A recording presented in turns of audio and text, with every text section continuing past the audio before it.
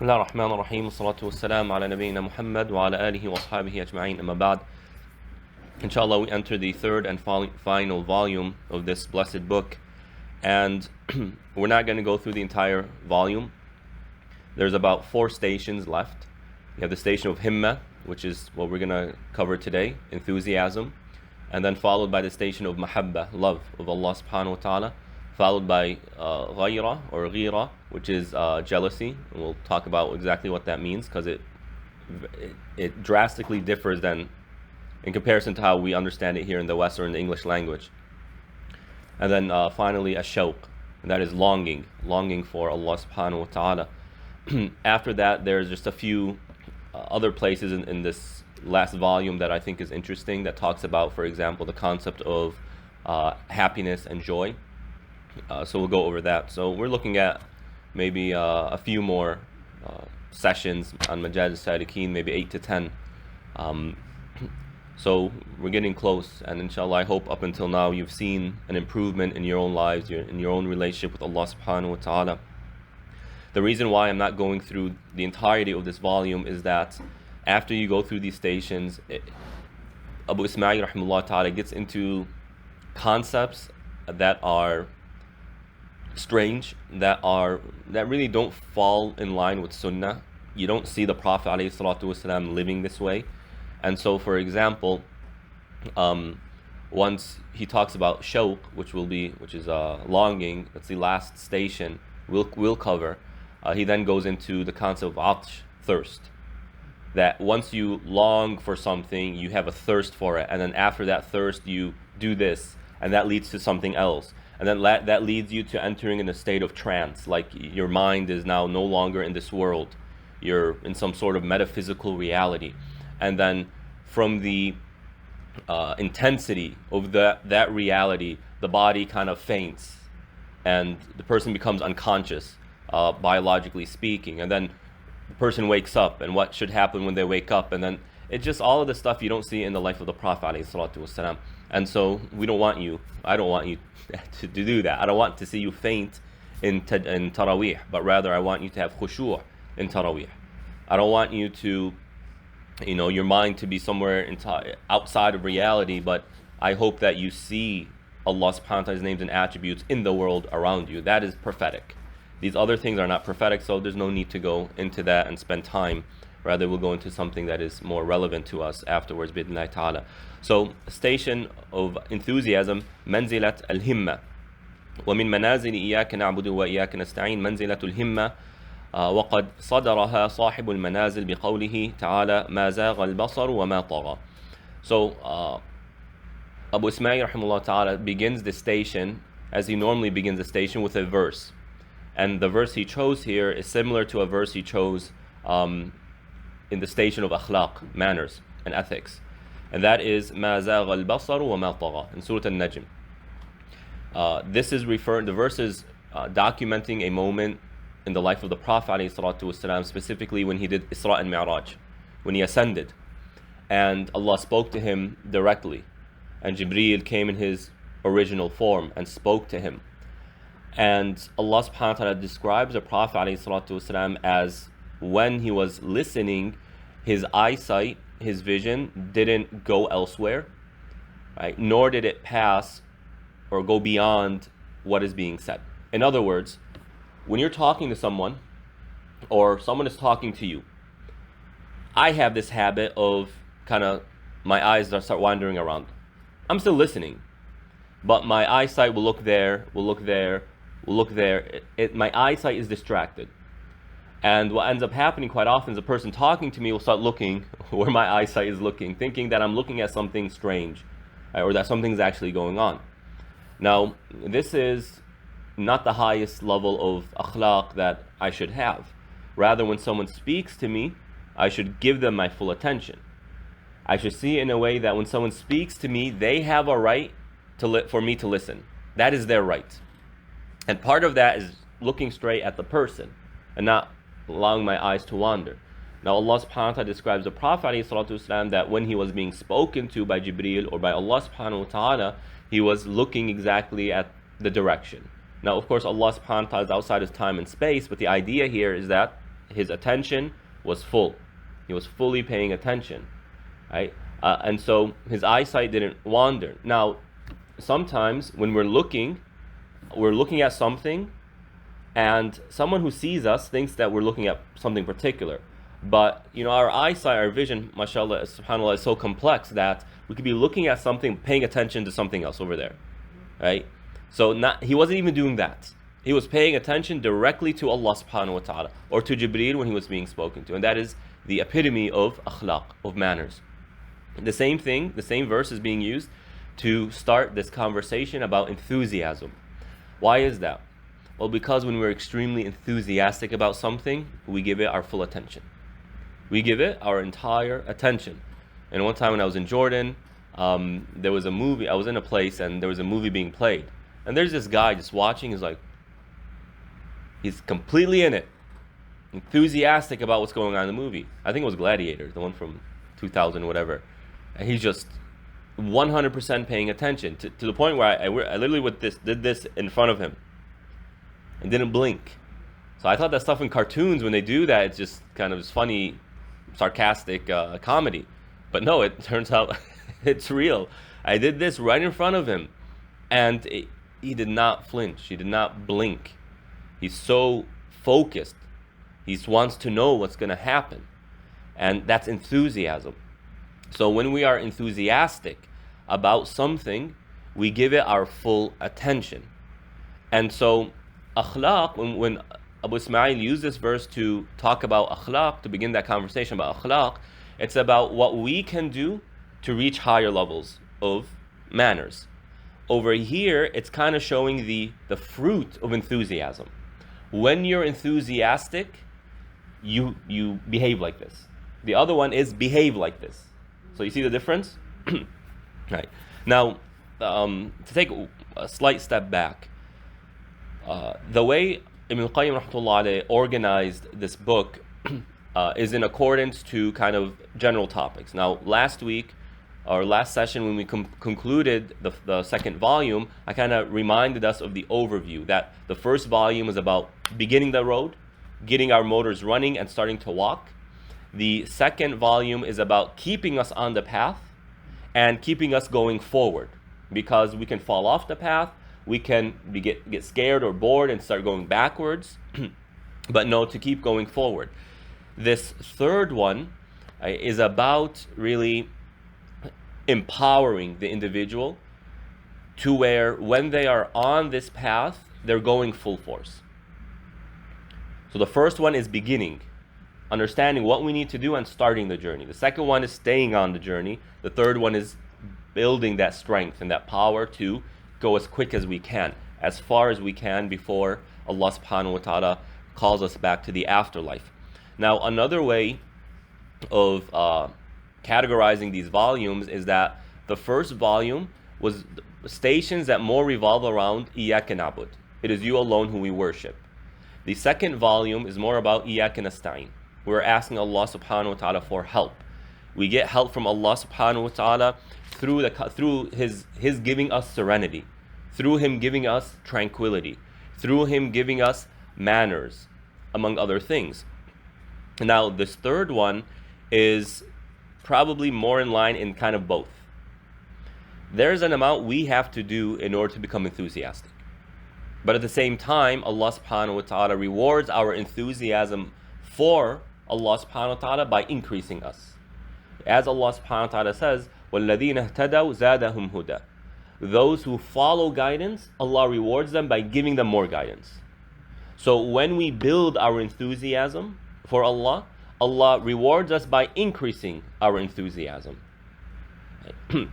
Same thing for love. We need to build that love for Allah subhanahu wa ta'ala. We're not just going to sit down and love is going to come down on our hearts the same way sakina comes down on our hearts. Even sakina, there are certain things that we need to do in order to bring about that sakina. But when we fulfill those conditions, Allah sends down the sakina. When it comes to love, we have to actively work to learn how to love Allah subhanahu wa ta'ala. But when we love Allah, Allah loves us, and then we know the hadith where Allah, when He loves someone, He calls Jibreel and says, I love so-and-so, then Jibreel tells the entirety of the heavens, and then that trickles down to the hearts of people. And it trickles down to that person's heart. So When we love Allah, Allah rewards us with love and increasing that love for Him. So it seems like, at least in my own conception of how this is being categorized, now we get into a type of double. Right? This is being both from both sides. Now Ibn Taymiyyah rahmatullah alayh says something beautiful. He says that in some of the narrations from Allah subhanahu wa ta'ala, so types of hadith Qudsi, types of sacred hadith, but most likely coming from the Israelite narrations, so from the previous religions, from Christianity and Judaism. But what happens is we come across these texts that God said this, or Allah subhanahu wa ta'ala said this, or this prophet said that. Now, we cannot affirm it or deny it unless there's something from our religion that affirms it or denies it. Other than that, we're neutral to it. But what happens often, especially in hadith, is that if the content of the narration coming from a previous religion is in line with our beliefs, scholars will generally use it. They'll refer to it, they'll reference it, but they will also say that, this is from previous narrations outside of our religion, not the Prophet ﷺ saying this, but nonetheless, it's something to reflect on. And one of that is a narration that I gave an entire khutbah about, that Isa ﷺ said, don't speak too much beyond or outside of the remembrance of Allah subhanahu wa ta'ala, because it hardens the heart. These concepts are clearly prophetic. I mean, Ibn Qayyim rahmatullah alayhi says that there's clearly the nur, the light of prophethood in this statement, and so they use it. Another hadith, another narration that's not from our hadith tradition but clearly propagates our principles is that Allah subhanahu wa ta'ala said, "Inni ya ibadi khalaqtuka ya abdi khalaqtuka lil ibada fala tal'ab." O my servant, I created you for worship, so don't play around. And then you have a continuation of this. I gave an entire khutbah about this as well. I will indicate that this is not coming from hadith. The Prophet ﷺ is not saying it. But at the same time, this is clearly in line with what our religion teaches us. So Ibn Taymiyyah rahmatullah alayh is quoting one saying that Allah subhanahu wa ta'ala said, "Inni la anzur ila kalami hakim, wa innama anzur ila himmati." That Allah subhanahu wa ta'ala says, I don't look at the words of a wise person, but rather I look at their enthusiasm. Meaning, when someone comes and just talks, we have that saying in English, talk is cheap. Talk is cheap. Wisdom isn't just saying things that are wise. Wisdom is when it actually motivates behaviors. That's wisdom. Correct behaviors. Behaviors that lead to a positive result. So Allah subhanahu wa ta'ala in this narration is saying that talk all you want, that doesn't matter much. It's your enthusiasm.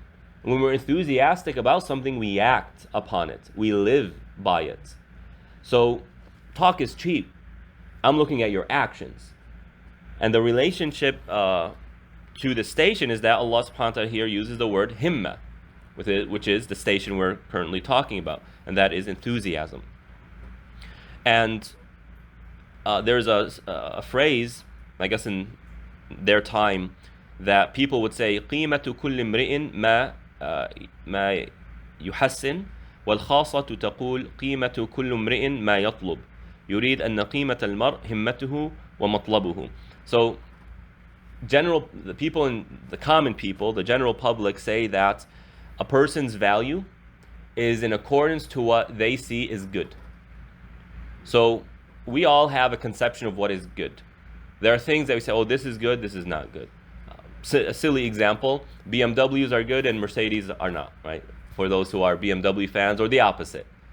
And, if that's your enthusiasm, then what you see as good is reflective of kind of where you stand.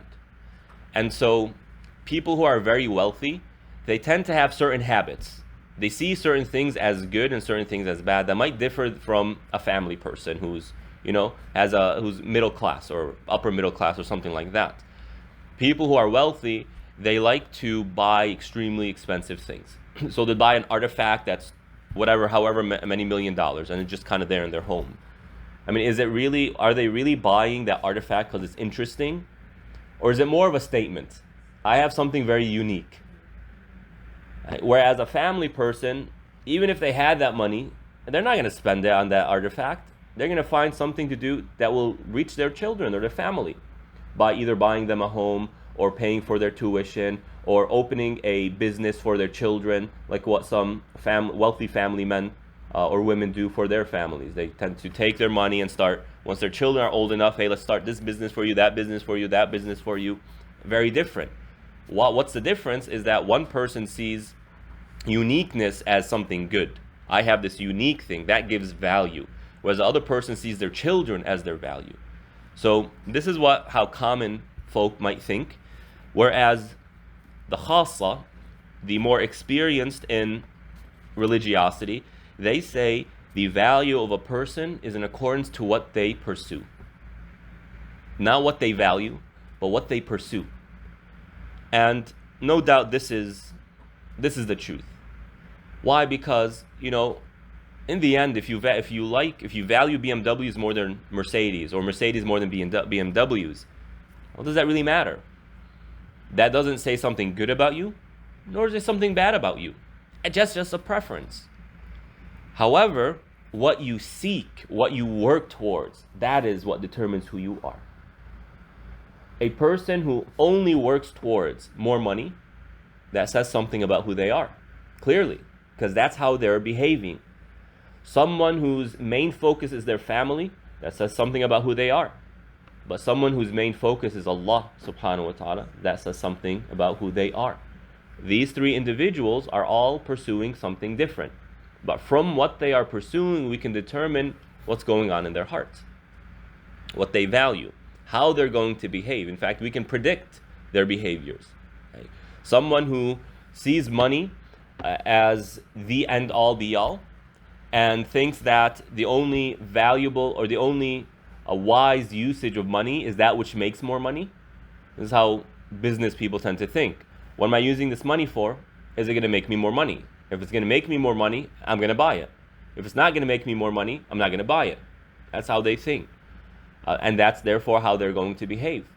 A person who is seeking Allah subhanahu wa ta'ala, how are they going to behave?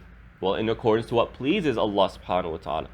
And so when a charity event comes, can we predict their behaviors? I think we could predict it with pretty good accuracy. Someone who has a purely monetary mindset, why on earth would I give money? How is this going to come back to me in return? Because I'm not talking about Muslims, I'm talking about how non-Muslims would think. Well, there has to be some sort of return to me. Something that goes back to me by a plaque, or my name is put somewhere, or it gets me inside a business. Like, for example, universities, you give $1 million donation, you get on the board. Therefore, why are they donating? To get on the board. So there's something in return that they value. But for the believer, we're not looking for anything in return in this life. Yes, we are hopeful that Allah subhanahu wa ta'ala replenishes what we spend. He gives us more. He puts barakah in our wealth. But the true value is coming from Allah's promise that, there's reward in the afterlife for you. And therefore, they're more likely to give, simply because that's what they are pursuing. And giving charity is a means towards reaching what they are pursuing. Abu Ismail rahimahullah ta'ala then defines the word Himmah in light of spirituality, saying that al-Himma ما يملك الانبعاث للمقصود صرفا لا يتمالك صاحبها ولا يلتفت عنها. Abu Ismail rahimahullah ta'ala's conception of this word, again we're talking about spirituality here, the Islamic concept, is enthusiasm is possessing this energy, I'm using this word now, this energy that will cause the person to pursue their goal. It causes them to pursue their goal. Now, I might be enthusiastic about something.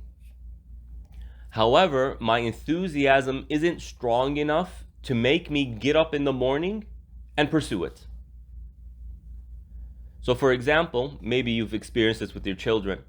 Mom, I want to become a doctor, or I want to become a business person, or I want to become this and that. They want it. That they're actually interested in this, but they just don't have that motivation that will drive them towards it. Rather, they prefer playing video games. Their desire for video games is more than their enthusiasm for their goals. So how are they going to behave? Next time, tomorrow I'll start. Next month I'll start. Once I finish school, I'll start. Well, after I get married, I'll start. So this isn't criticizing the person.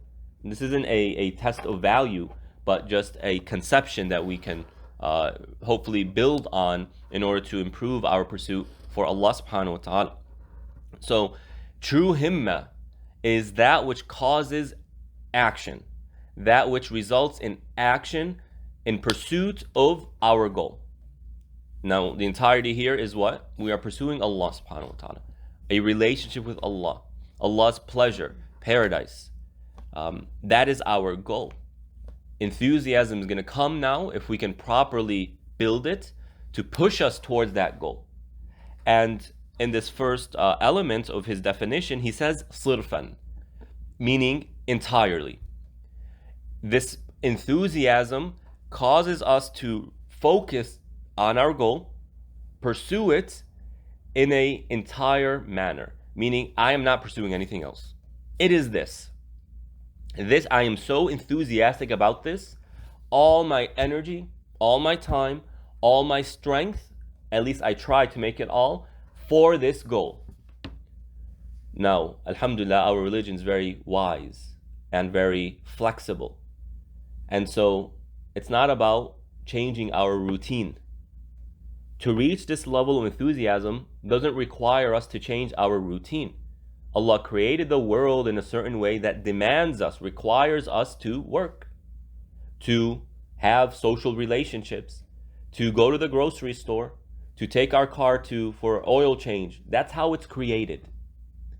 And we might see these things as taking us away from our goal, or suppressing our himmah, our enthusiasm. But Islam will come and say that you don't have to change these things. You just have to change your intention when you do them. That's it. So long as it's permissible. Any permissible act can be converted into an act of good deeds. Can be converted into a good deed. Something as simple and recreational as taking your child to the park or going on a walk in the morning. If you have the right intention, you can now channel that act towards Allah subhanahu wa ta'ala, towards this goal of seeking Allah subhanahu wa ta'ala. Oh Allah, you gave me a body. It is clear how important moving our body is, how important it is to burn some calories to keep our energy high. Exercise, even something as simple as walking, keeps our energy high. It keeps us healthy, and when our energy is high, we're more motivated. We're more enthusiastic. This gloomy day that we have today, I woke up and I'm like, and groggy and whatnot, and I feel like my energy is low. And when my energy is low, I feel less enthusiastic about doing things. So doing the simple getting up in the morning and going for a walk has a huge effect on our emotional and psychological well-being. And so if we just say, oh Allah, I'm doing this to take care of myself so that and to have extra energy to do acts of worship, then you have converted this into an act of worship, something that is taking you towards Allah subhanahu wa ta'ala. And you can apply this to all things. For the ladies at home cooking for their family, the Prophet ﷺ says that the food, the bite, when the man puts food in his wife's mouth, that's an act of sadaqah. Sometimes ladies complain and say, okay, well, what about me who's cooking all day? I'm the one who cooked that meal. Why does he get the reward? Well, you get the sadaqah for taking time out of your day and energy and cooking that food. Okay. He put the money, you put the time. So you are giving charity to one another by doing these things. And this is a daily routine, whether it's breakfast, lunch, dinner, whatever it may be.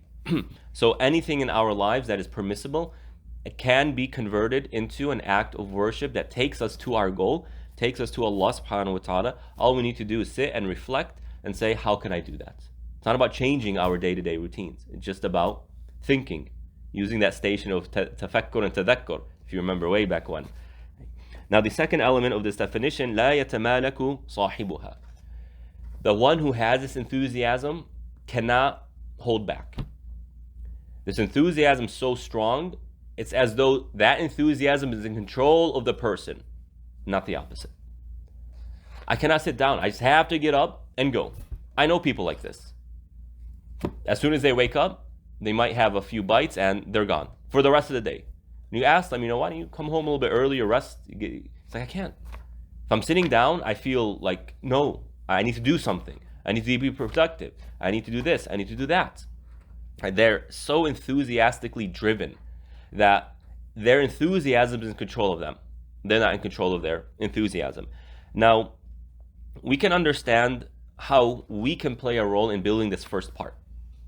However, the second part, it seems like we need Allah subhanahu wa ta'ala's help. We need Allah's help in everything. But the second part might come more from Allah and asking Allah for it than we can for ourselves. And so Imam Shafi'i rahimahullah ta'ala, when he was 8 years old, he was studying with Imam Malik. And Imam Malik looked at Imam Shafi'i and said, oh young boy, I see that Allah has put a light in your heart. That light is what gave him that enthusiasm to be who he became, to dedicate his entire life for studying Islam and spreading Islam, spreading knowledge. Even in our times today, 1200 years later, millions of Muslims are drinking from the well Imam Shafi'i left for this ummah. But where did that light come from? It came from Allah subhanahu wa ta'ala. So ask Allah subhanahu wa ta'ala for this type of enthusiasm. We ask Allah subhanahu wa ta'ala for it. Ameen. Rabbil Alameen. وَلَا يَلْتَفِتْ عَنْهَا. And they never turn away from it. When you have that goal, you have that focus, pursue it, don't turn away from it. Now, how can we engage this? In our times today, one of the biggest challenges is distractions. We're so distracted because of everything around us. We're distracted because of our phones. We're distracted because of TV. We're distracted because of, that's enough. How many hours do each and every one of us squander simply by looking at Facebook and passing by 1,000, uninteresting posts? Yet, we still do it. It's strange. We need to get over that. And, sometimes it requires drastic measures, such as turning off the internet. Now, you might not be able to do that at home, but you can go somewhere where you don't have internet service, and you can spend some time there. Or you can train yourself or kind of motivate yourself that in the morning, I'm going to leave my phone somewhere where it's not reachable. Because when our phones are at a distance, we are, I don't feel like going and getting it. But when our phones are right next to us, we constantly open it and look at WhatsApp, we look at Facebook, look at YouTube, put it down, nothing interesting.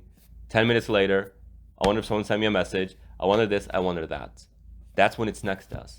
But if we could put our phones in our bedrooms so far away, we have to go all those steps and down all those steps and whatnot, we're going to cut that habit.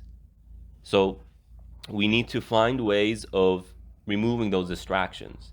When we do that, as one video said, that studies have proven that when a person just sits on their balcony, on their porch, goes outside and just stares into the sky, stares into nothing really, just the sky, a blue sky, that in those moments, people become creative. Humans become creative when they're looking at nothing. Why? Because we're no longer distracted. This mind is quite fascinating, but it's becoming less and less interesting because of all this that we're looking at. And in the Arabic language, they say jaw ash-sha'ir, the environment of a poet, and it refers to nighttime in the desert with a campfire, maybe a little bit of tea and coffee. You can add that, no problem. But this quiet still environment is when poets become most creative and begin to author their poetry in that environment. And I don't think I need to convince you to pursue such a moment of tranquility. I don't think you all need to be convinced. We want it, just about doing it. Right? So that's the definition of Abu Ismail Ta'ala's definition of al-Himma. And now we get into the three levels.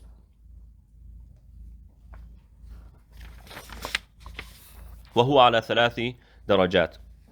الدرجة الأولى همة تصون القلب عن وحشة الرغبة في الفاني وتحمله على الرغبة في الباقي وتصفيه من كدر التواني. So this first level of Himma is about maintaining the heart. The heart is the vessel of Iman. And the heart is really, it's like a wild horse. You know those horses that are extremely aggressive, and they make movies about it. This horse is extremely aggressive, and there's only one, mashallah, young lady who is able to give the horse enough love to calm it down and tame it, and then there's a big story that happens. The heart is that untamable horse that is constantly all over the place. Emotions change. Our energy changes. Our desires change. All of this is constantly changing in of itself. And on top of that, you have all of these externalities affecting the heart. What we look at impacts our heart. What we hear impacts our heart. What we smell impacts our heart. What we say impacts our heart. All of these things are impacting the heart, and so it's constantly changing. And for this, the Prophet would always make the dua, O changer of the hearts, keep my heart on your faith. Allahumma ya muqallib al-qulub thabbit qalbi ala din. And the more we study the heart, the more vulnerable we feel. But again, that's what we want. Because the more vulnerable we feel, the more we seek Allah subhanahu wa ta'ala.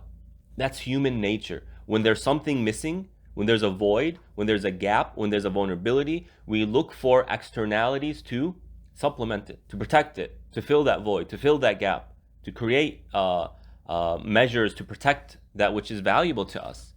We Muslims, once we feel vulnerable, we look to the one who is perfect, subhanahu wa ta'ala. So how do we protect our heart? Himma is a very valuable thing, but at the same time very fragile. Developing that himma requires certain things, and preserving that himma once we have it requires a lot. But it's so easy for it to start falling off, to start dying down. So how do we do that? Well, the first one is about, the first element of this level is protecting the heart from the staleness that comes as a result of, or no, I should say, the longing and the wanting of al-fani.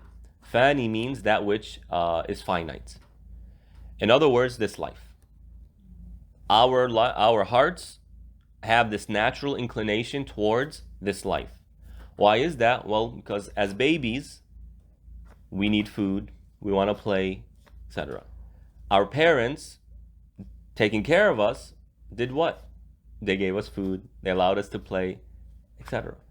So we are born into entertaining ourselves, into satisfying our human desires. We're born and raised that way. And so when we become adults, we're already accustomed to that. We were raised that way. And so we have this natural inclination. We need to protect our hearts from that wanting of this life. How do we do it? Well, he gives us the clue. Instead of calling it this life, he calls it al-fani, the finite. The more we realize the finitude of this world, how limited it is, how short it is, how inconsistent it is, how vulnerable and fragile it is, the less interesting it is. The less interesting it becomes. And we can supplement this by the second element, وَتَحْمِلُهُ عَلَى الرَّغْبَةِ فِي الْبَاقِي. We need enthusiasm that carries us towards wanting the baqi, that which is eternal, that which is infinite, the afterlife. Now, again, Abu Ismail rahimahullah ta'ala is using very particular words here. We understand why he called this life finite. It devalues this world because something that depreciates is not very valuable. They say that cars are the worst investments. Why? Because they depreciate very quickly. As soon as you take your car off the lot, $5,000 less. $5,000 immediately, and then they make insurances about this. Right? Pay a little bit of money, and in case something happens, we'll take care of that $5,000. So, from a business perspective, investing in a car isn't really a good investment. It's not something you want to do. Why? Because it depreciates. It's finite. Contrary to homes. Homes are constantly appreciating. It's increasing in value. And so that's a much better investment. You put that money there, it's not going anywhere. You're not losing that money. It's actually generating money for you while preserving the money you put. In fact, increasing. So what's more attractive? Of course, investing in a home. And so when we see this world and the next world in this light, this world, whatever you gain here, depreciates. Whatever you have here, depreciates. And once we pass away, it's all gone. It depreciates entirely. Whereas good deeds, it appreciates. That which is done for the afterlife constantly appreciates. As the Prophet ﷺ says that Allah subhanahu wa ta'ala will take a good deed of a person and constantly invest it, constantly cause it to grow until that one good deed becomes a mountain of good deeds on the Day of Judgment. The person will come back and say, "Oh Allah, I just did one deed. How is it a mountain of good deeds?" Allah will tell them that you did this, and I constantly caused that good deed to grow and grow and grow until you have this. So anything we do for this life is finite, it depreciates. It's not a good investment. Anything we do in the afterlife is permanent and it appreciates. It's a good investment. Now, he also mentions about the afterlife, وَتَحْمِلُهُ. It holds them. Right? And that is doing good deeds. In order to pursue the afterlife, we need to do good deeds. That is what the afterlife, or pursuing the afterlife, means. Do good deeds. And when we do good deeds, the feeling of those good deeds, the joy, the tranquility, the serenity, the emotional and psychological health and well-being it provides us, the life satisfaction it creates for us, is more enjoyable than having $1 million and spending it on goodies.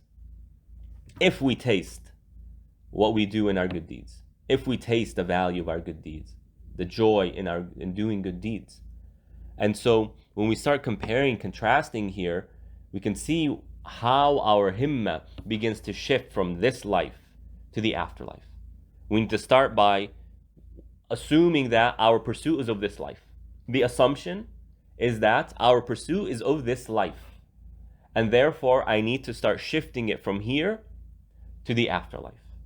How do we start? Realizing this world for what it is, and then feeling the pleasure and the joy and the satisfaction we get from doing good deeds. And that slowly shifts us to the afterlife, understanding that it's a much better investment.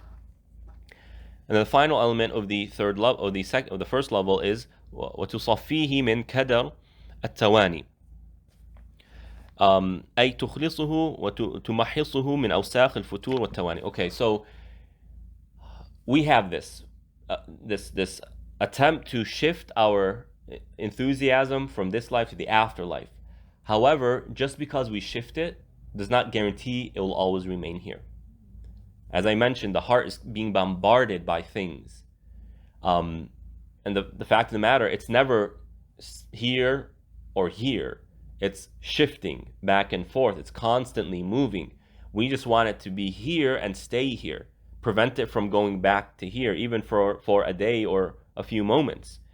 And one of the biggest challenges is what's called a tawani or futur, is when we get tired or burn out. from doing good deeds. If we come to Taraweeh, and now you're investing an extra hour and a half daily in the masjid. And when it was back in midsummer and the times were extremely late, and we would be in the masjid till about 11 o'clock. Taraweeh would end around 11 o'clock. You remember this? If you're working and whatnot, that's you're going to quickly burn out from doing that. We don't want that to happen. We want our enthusiasm to continue to take us to the masjid, or else we're going to miss out on all that reward. Every time we don't go to Taraweeh, we missed out on Isha prayer in Jama'ah. There's 27 times the deed's gone. And we miss out on the virtue of attending Isha in the masjid, which is you get the reward of praying half of a night, and then the reward of Taraweeh, and the dua that's made, and the salams that you say to people. Every time you say Assalamu alaikum, you get 10, or Assalamu alaikum wa rahmatullah 20, Assalamu alaikum wa rahmatullah wa barakatuh 30 good deeds. And they respond, and you start praising, how are you? You say, Alhamdulillah. You're praising Allah. You get reward for that. How much reward is gone simply because we got burned out? So this is a major challenge for the believer. And Allah subhanahu wa ta'ala, when He describes the angels, He describes them as la yafturun. They don't weaken, they don't get burned out by their acts, by their ibadat. So if we can learn how to not get burned out, then we're setting ourselves up for a very, very good spiritual situation. Now, how do we reach that? Well, by focusing on the previous two.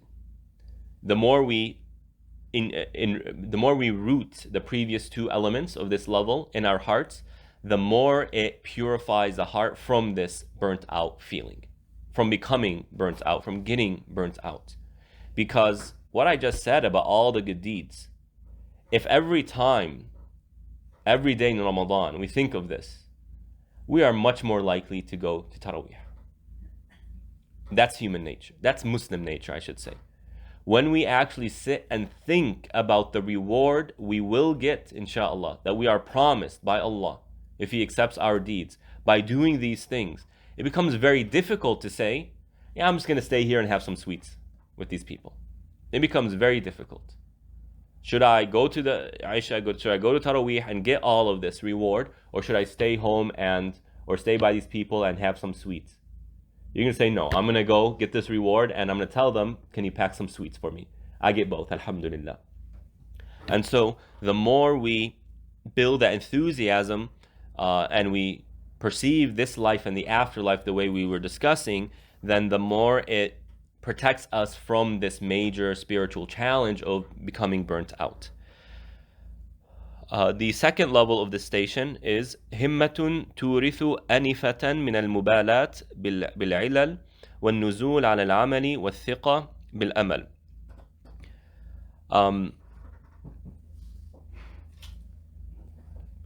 So this level here is focusing more on the intention. So one challenge of spirituality is actually getting up and choosing, making the right decisions. Getting up and doing that which is going to make us reward. The second challenge of Himma is the intention. We did this. When someone is extremely enthusiastic, they're full of energy, that tends to come with a negative side, and that is boastfulness. When you look at these sports players, they're full of energy. They're full of enthusiasm, but they're all bragging individuals. They always boast. It seems like with that strong enthusiasm, you get this negative side that comes with it. That, look at me, I did this and I did that, and I did this and I did that, and I completed this, I accomplished that, right? So it can have that negative side. The second level is coming and saying, okay, we got to discipline this enthusiasm. We recognize this side. After we exert our enthusiasm, you have this result. This challenge of, I'm boastful now. I did it, I did this, and I did that. And so also you find very wealthy individuals who made this company, made that company, they tend to have this characteristic as well. They're very boastful about what they have accomplished. And so how do we deal with that? Well, when our himma becomes more and more connected to the afterlife, right? The afterlife, we realize that in the afterlife, our deeds might not be accepted. Deeds that are accepted are deeds that are sincerely done for the sake of Allah subhanahu wa ta'ala, wanting His reward, not wanting anything else. And one of the things that nullifies our deeds is self-righteousness. Looking and say, I did this, I did that. I'm the one who, mashallah, I went and I prayed every single Taraweeh prayer in the masjid this year, this Ramadan. I did that. This I right here, right? That can nullify deeds. It can nullify all of his deeds. But rather, we need to say, Allah gave me the tawfiq, and I say, Alhamdulillah. It's not me. It's Allah's mercy. And to be quite honest, I don't even know why Allah subhanahu wa ta'ala gave me this virtue, this blessing. I don't deserve it. Why Allah subhanahu wa ta'ala allowed me to pray in the masjid and be so consistent this Ramadan when I'm not worthy enough. That's what not only preserves the deeds, it actually increases the good deeds. Because on top of the act of worship that was done, now you're adding this second element of attributing that to Allah, the shukr element, the praise element, the humbleness element, the faqr element, the need of Allah subhanahu wa ta'ala element, the dua element. Oh Allah, accept my good deeds. So when our himma becomes more and more in line with the afterlife, it becomes more powerful, stronger, more complete, then it in of itself will start removing this negative side of himma that can occur. So we do need to be aware of that. والنزوع على العمل والثقة بالأمل.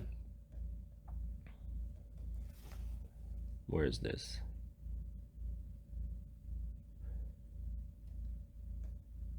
So أما أنفته من النزول على العمل فكلام يحتاج إلى تقييد. Let's see what Qayyim says here.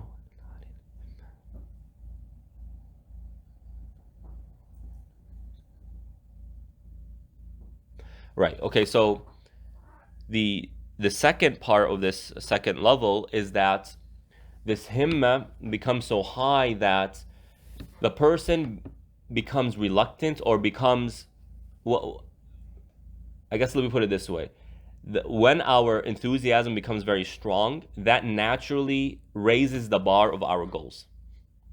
It raises the bars of our goals. And we neglect and we reject ever having a goal that is less than that. Someone who has very high aspirations when it comes to business, they're not thinking, I want to have a small business and that's it. They're thinking, I'm going to become a billionaire. A millionaire is not even enough. I want to become a billionaire. That's their mindset, and they refuse to be anything less than that. Similarly, when the believer's aspirations reach the heavens, they see everything below that as simply not befitting. It's too small of a goal. It's not worthy enough of a goal. Once our aspiration reaches the throne of Allah subhanahu wa ta'ala, which is the most beautiful creation, why would we ever want something less than that? When Allah subhanahu wa ta'ala promises us a paradise that is endless, where it's just full of desires, full of pleasures, full of joy, full of happiness, perfection, why would we ever want something in this life? If that's my aspirations, then I will see everything below it as simply not worthy of my time, not worthy of my energy. I want the higher ones. But when does this come? Once that the enthusiasm is built and connected to that higher goal. So this is another major fruit of strong aspiration, of himma, that not only does it protect us from this negative side of himma, which can nullify our deeds, it also helps us raise the standards, raise the bars. As the Prophet ﷺ says, if anyone asks for paradise, and ask for what? What should we ask for? Firdaus al-A'la, the highest level of paradise. Don't even ask for the lowest part. Ask for the highest part. Because the higher the bar is, then the stronger we throw. The more we do, the more we put. Right? So it's very important that we kind of see this. And on top of that, we have amal. Now, if reaching paradise alone, our deeds will never get us to it.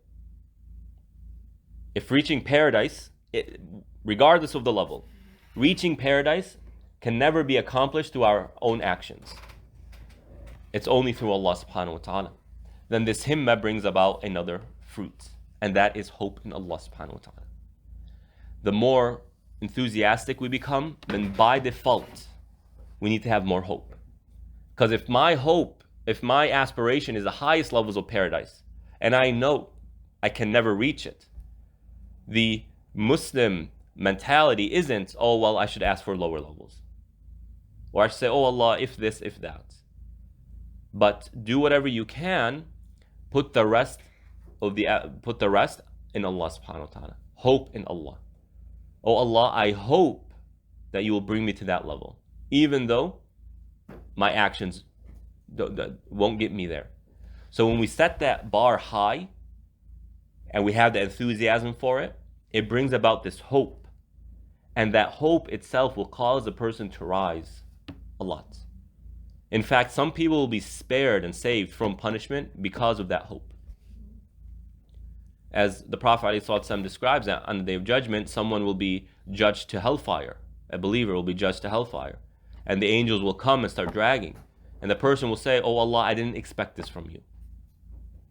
I didn't expect this from you. And Allah will say, what did you expect from me? He said, I was hopeful in your mercy. I was hoping in your mercy. And Allah will say, okay, leave him alone. He hoped in my mercy, and my mercy he will get. So we have our deeds, and we're so distracted, and we're busy with everything, and being a Muslim who prays 5 times a day and stays away from the sins. If you're doing that, that's borderline miraculous here in America. Borderline miraculous. But nonetheless, we need that hope. Oh Allah, I hope in the highest. And I hope in that because I'm hoping in you. Why should I expect something less from the highest, subhanahu wa ta'ala? That is the second level. And as for the third level, very quickly, همة تتصاعد عن الأحوال والمعاملات وتزرع بالأعواض والدرجات وتنحو عن النعوت نحو الذات. So this himma, very briefly here, is, now we set the bar to the highest levels of paradise. This third level is saying, no, there's something even higher. That is Allah Himself. Allah Himself. My himma is just Allah Himself. Now you have this debate of if someone hopes in paradise and Allah's reward, is that a lesser level than someone who just hopes in Allah? Ibn Qayyim, we've discussed this before. Ibn Qayyim says there's no contradiction here. Because hope in Allah, indicates that Allah is going to give you these things. So there's no contradiction here. However, how I'm understanding this is that paradise is a reward. And in that reward is a lot of joy. But having a relationship with Allah is a reward as well. And in paradise, the greatest reward is what? The greatest thing we will enjoy in paradise is what? Seeing Allah subhanahu wa ta'ala. Seeing Allah. And so similarly, from a purely spiritual perspective, when we engage Allah in this life, when that ambition becomes, I want to love Allah, I want to see Allah's names and attributes in my life, I want to make dua and see Allah's response to me, I want to feel that connection with Allah, the joy and the pleasure and the iman that comes from that is greater than someone who's saying, I'm doing this for higher levels of paradise. Both are completely valid, and there is no contradiction. And in fact, part of having that relationship with Allah is by acknowledging His promises. But it's kind of like a stepping stone. You see, we step from here to there. We cannot have this relationship with Allah subhanahu wa ta'ala until we incorporate the reward and the promises of Allah subhanahu wa ta'ala.